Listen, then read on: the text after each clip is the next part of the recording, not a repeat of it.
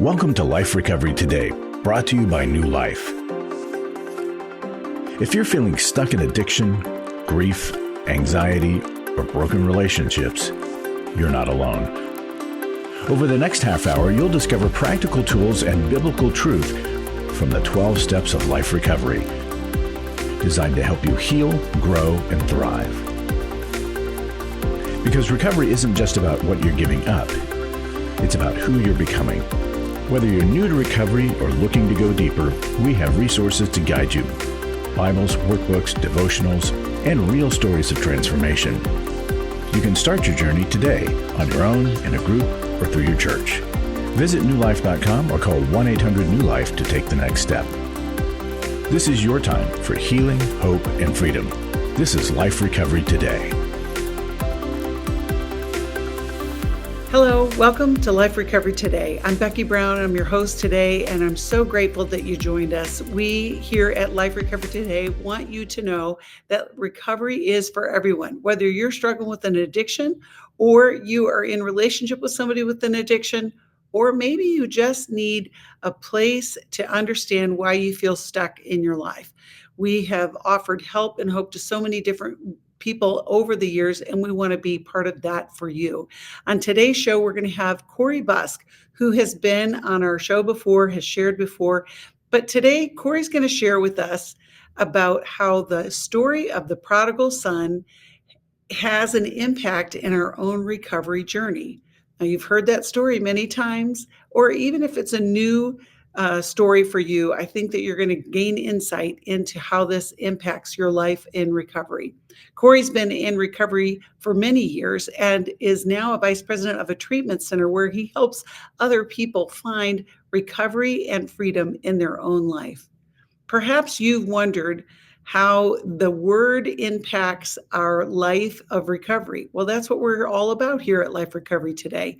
We want you to see where the Word of God and our recovery principles and the 12 steps all interact with each other and make a powerful impact in the lives of so many people. Let's listen in. Hey everyone, I am Corey Busk, and here with you today to talk about a 3-part series on a story that most of us are really familiar with if we've grown up in the church scene. Now, a little bit of background about me is that I am someone who is in recovery. I am in recovery from years of alcohol use and abuse, and in about 2020, the Father just came for me and helped put people in my life in programs and rehab and things like that to start finding and living out some freedom. And so I start there to say that if you are someone who's tuning in and you are in recovery or you're thinking about recovery for yourself, I'm super proud of you. The fact that you're even tuning in and you're watching anything about recovery is a huge step. And for those of you who have had some hours, some days, some weeks, some months, and some years in recovery, I'm super proud of you. I know that it's not easy. Freedom from addiction seems like something that would be easy, but somehow, some way, we get ourselves into such the thick of it that living a life of freedom can sometimes be hard. And so I am super proud of you for how far you've come. If you're a family member of someone who is in addiction or living a life of recovery from a substance to anything else, that also I just want you to know that I see you. And that I know you're probably tired and exhausted because when folks are in recovery or in addiction, it really does spread through the whole family. And so that is also what we're going to talk about today, is how does our choices and the way that we live in addiction affect us and affect our family and affect our siblings and our parents and our friends. And I remember when I first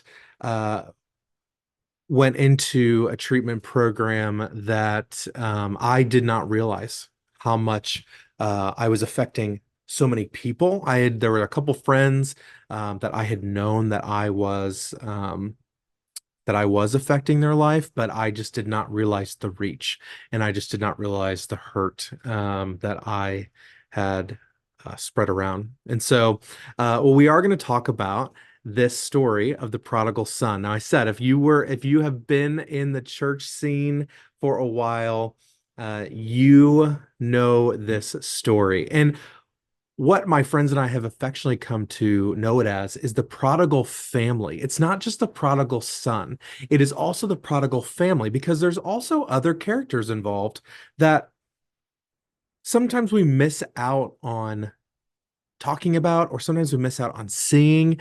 And so those of us who are in the addiction, we're in the story. Those of us of our family members, they're in the story.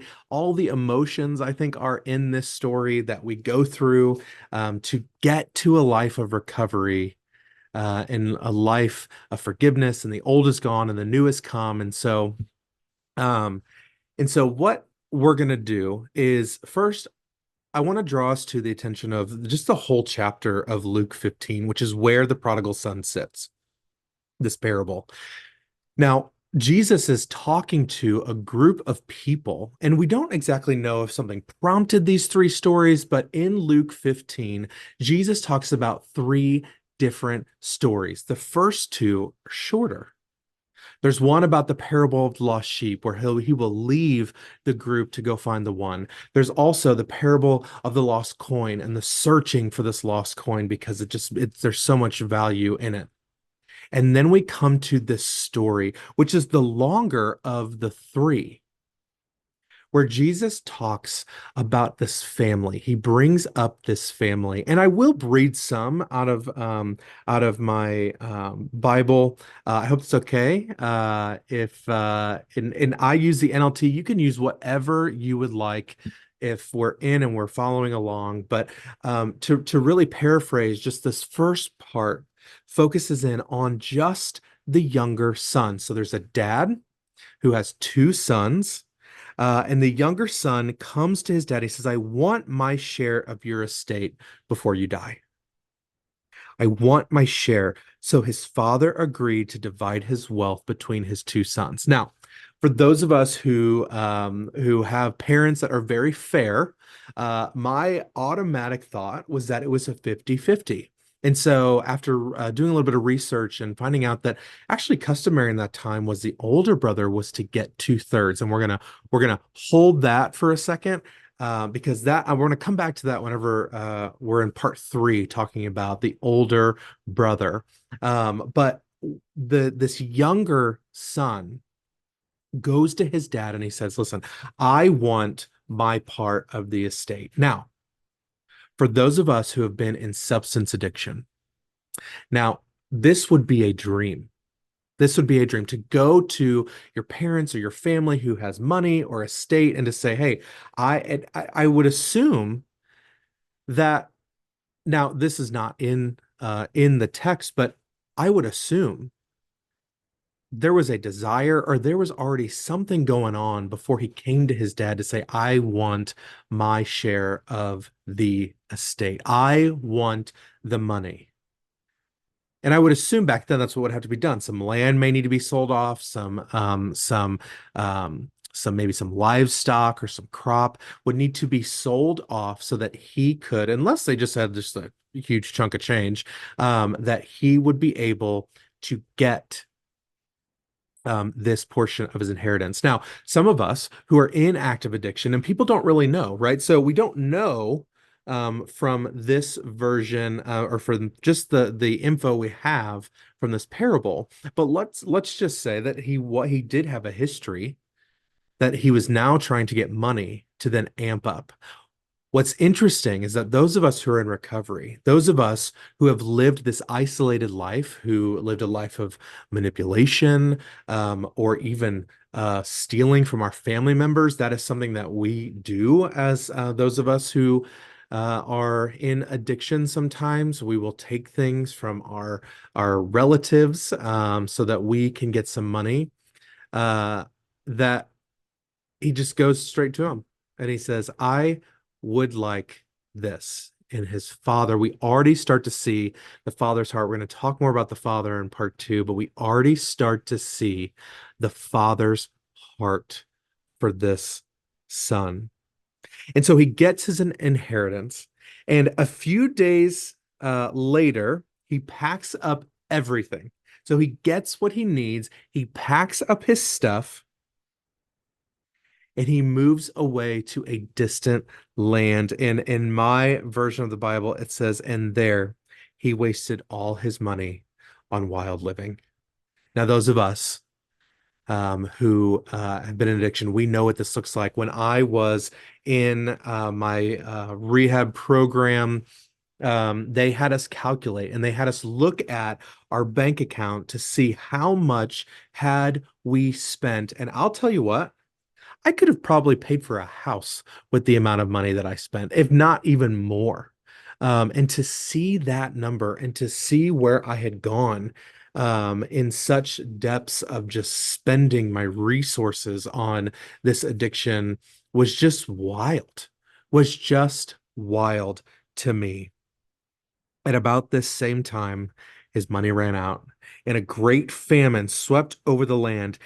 And this is also something that I also love about those of us. I love this, and it may not be great, is that those of us who are in active addiction, we are also very, very good at finding ways to make money. And so that was something that this younger son did. He persuaded a local farmer to hire him, and the man sent him into the fields to feed the pigs. And the young man became so hungry that even the pods he was feeding the pigs looked good to him. But no one gave him anything. Are you going through your struggles alone? Do you want someone to talk to help you through your pain? Do you feel like a failure when you relapse again, telling yourself, next time will be different? Don't walk this path alone anymore. Join a life recovery group today and be a person that your friends and family can be proud of. God created us to be in community, and we believe everyone can benefit from a life recovery experience. There are life recovery groups all over the country, and if there isn't one in your area, we can help you start one. Life Recovery brings recovery to you, right where you are. You'll take a journey with others to find healing and freedom. Whether you're looking to join a group or start one, New Life Ministries is here for you. Visit newlife.com/groups or call 1-800-NEW-LIFE. It's hard to find a trusted friend when you're in crisis, someone who's been there and understands, but who also has the training and skill to give you practical help. Family, friends, and churches want to help, but often they're not equipped to care for those dealing with problems like addiction and pornography, infidelity, anger, depression. New Life Ministries is here to provide help and hope in life's hardest places. We're not focused on making people feel better. We're focused on helping people do the work that will help them be better. At New Life, we have resources available to help you, like books, DVDs, CDs, workshops, and our network of licensed counselors.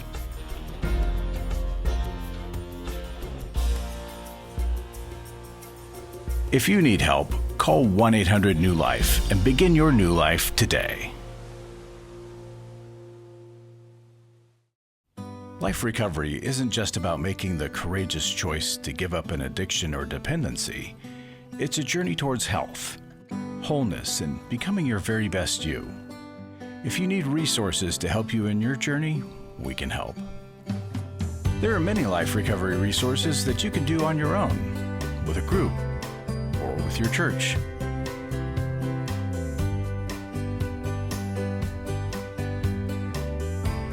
We have Bibles, workbooks, and devotionals that you can use to work your recovery right where you are. That's the beauty of life recovery.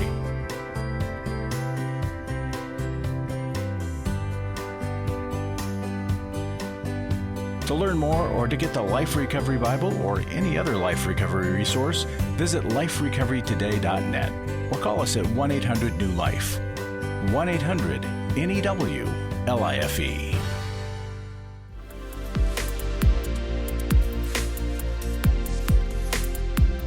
Hello, welcome back. Isn't it amazing to hear how that story interacts with our life in recovery?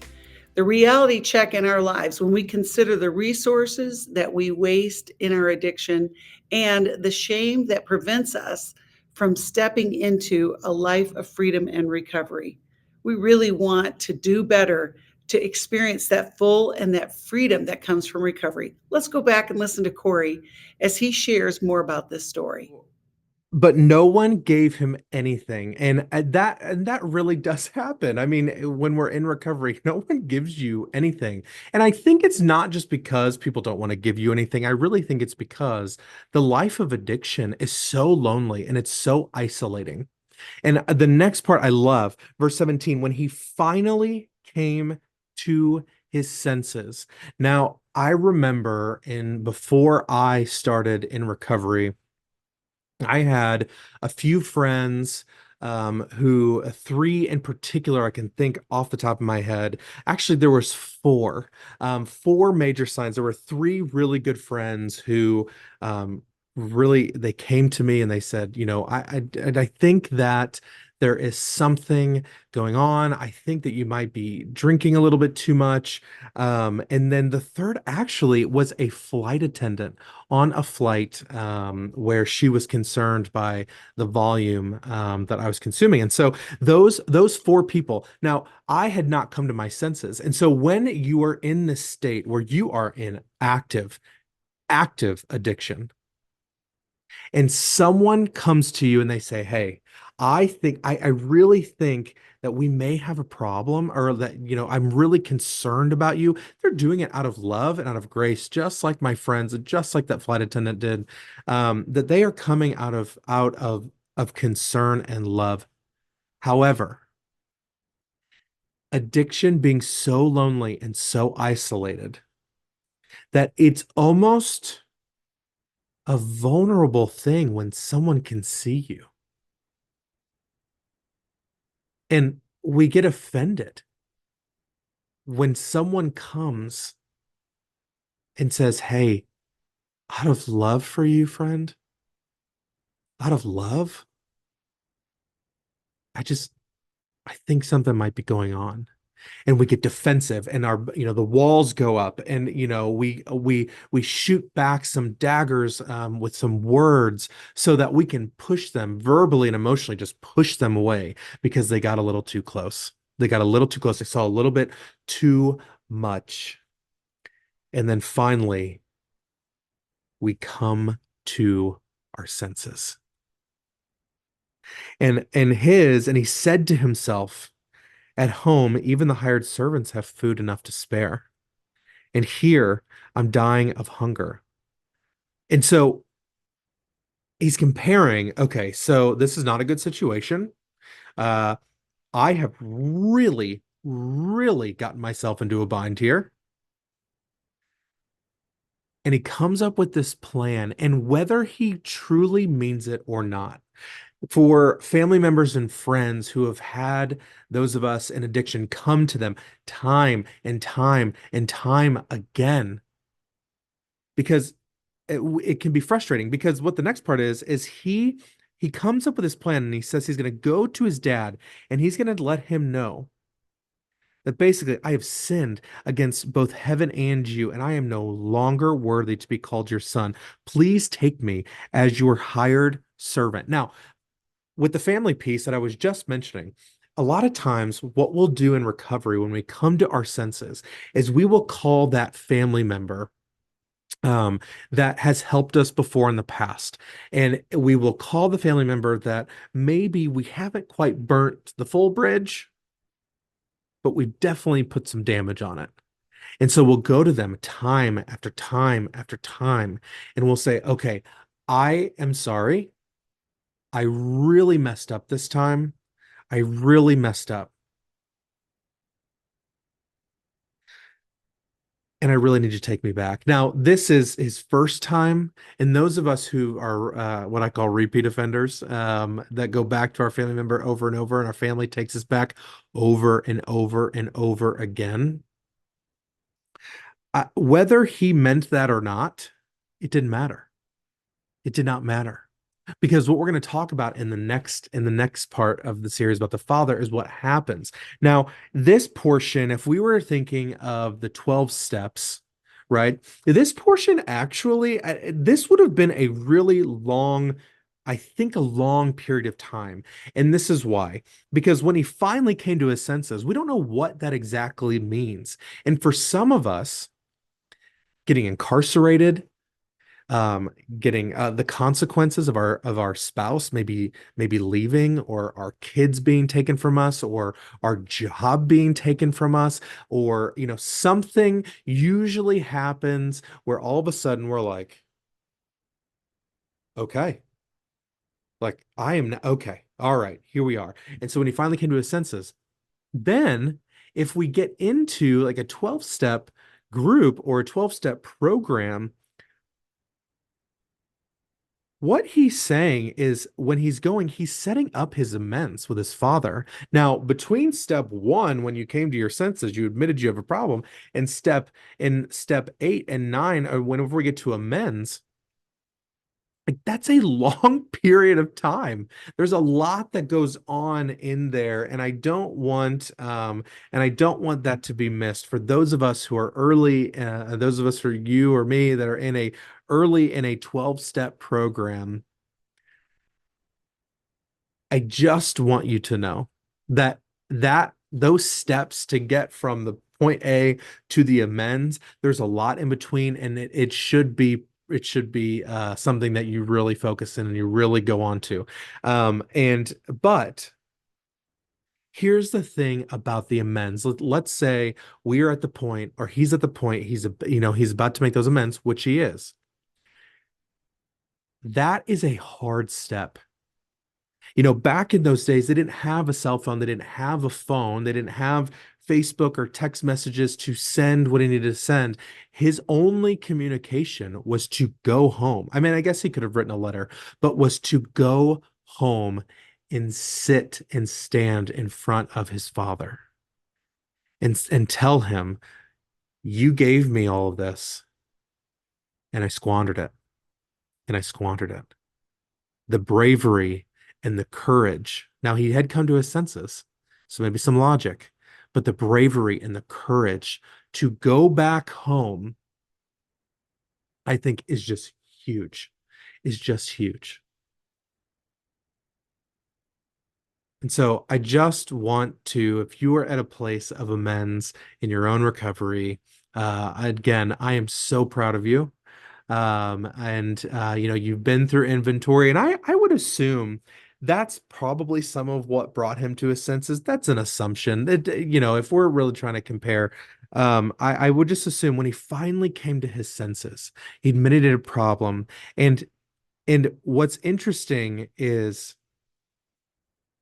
him saying, I am no longer worthy. I am no longer worthy. Now, I have been in a place, and maybe you have too, where your sense of self-worth isn't in the negatives. It's almost non-existent. And that sense of self-worth really can hinder or help the courage for this process that's being outlined in the Prodigal. There's some friends in recovery, or whenever I got into recovery, that I needed to make amends with, and I almost didn't because I thought they're not going to see me as a friend anymore. The worth piece just wasn't there, and I just did not believe it about myself. And I don't necessarily think now when we speak of us that are in addiction, this false humility of him falsely being humble, that I am not worthy no longer of being called your son. I think that um, you just need to know that you are worth it and you are worthy, and where you're at in recovery is where you should be. If you are at step 1 or step 12, or you're repeating the 12 for the 4th time, you are in a place that you need to be. And this for those of you who are still in active addiction and maybe tuning in, I think there's a reason why you'd be tuning in active addiction, but just want you to know that you are worth it. You are worth the life of freedom. You are worth going back. You are still worth being a friend to and being a family member to. And in part 2 of our series, we're going to see an example of when we go back and we try to make amends, whether with people here on earth or with God, what happens. And I'm excited to go through that with you. Thank you for watching today. I know that God's word does not go out void. And as we hear the story of the prodigal son and we connect with how that impacts our life in recovery, it will change our life and those around us. You know, whether it is a part of this parable that you reflect on, that you say, oh, I feel more like the older brother, or I feel like the prodigal son, or maybe you feel like the father. Whatever role this story brings out in your own journey, just know that God's working in all of this. The fact that the 12 steps give us a plan and a process to move forward, and the fact that the Word of God is living and active and powerful in our life, that combination is dynamic. If today is the day that you've recognized, you know what, I need to take another step in the right direction towards my recovery, whether it is the recovery of how to deal with a family member who is dealing with addiction, or maybe it's your own addiction, there is help and there's hope. There is a new life waiting for you.